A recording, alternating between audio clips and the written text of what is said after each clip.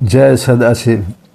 परम पिता परमात्मा सदाशिव की असीम कृपा आप और आपके परिवार पर सदैव बनी रहे। आज हम जानेंगे वो रहस्य जो नारद मुनि को 2 घड़ी से ज़्यादा एक स्थान पर नहीं रहने देता था। देवऋषि नारद ब्रह्मा जी के 7 मानस पुत्रों में से एक माने गए हैं।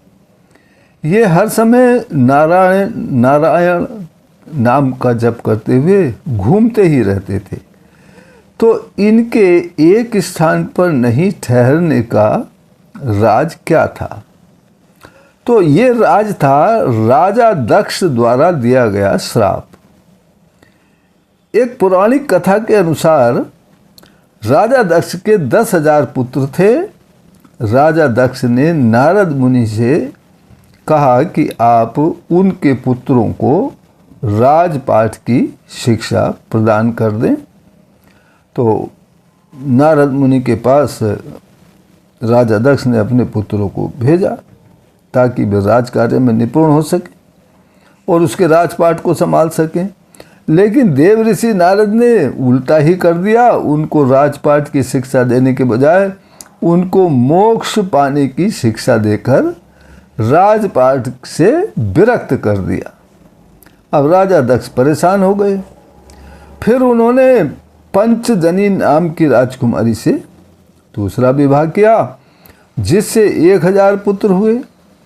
देवऋषि नारद ने इन पुत्रों को भी मोक्ष की शिक्षा देकर राजपाठ से विरक्त कर दिया।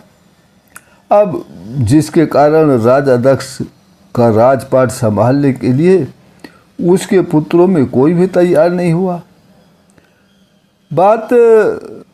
इस बात पर राजा दक्ष को बहुत क्रोध आया और उन्होंने क्रोध में आकर इसी के चलते नारद मुनि को श्राप दे दिया कि तुम हमेशा इधर उधर ही भटकते रहोगे और एक स्थान पर 2 घड़ी से ज़्यादा समय तक नहीं रुक सकोगे।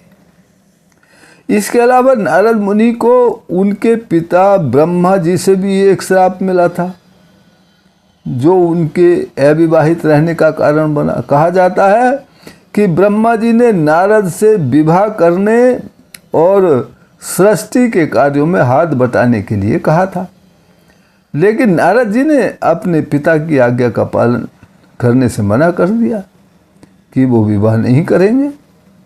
कह दिया वो विवाह नहीं करेंगे और ना ही सृष्टि के कार्यों में हाथ बटाएंगे। वो तो भगवान के नाम का उच्चारण करेंगे, जिसके कारण ब्रह्मा जी ने उन्हें श्राप दे दिया कि तुम आजीवन अविवाहित ही रहोगे। तो ये था कारण नारद मुनि के एक स्थान पर नहीं ठहरने का और आजीवन अविवाहित रहने का। तो वीडियो को दूसरों के लाभार्थ हेतु लाइक, शेयर और सब्सक्राइब करना ना भूलें। परम पिता परमात्मा सदाशिव हम सभी का कल्याण करें, इसी प्रार्थना के साथ फिर मिलते हैं अगली वीडियो में। तब तक के लिए जय सदाशिव।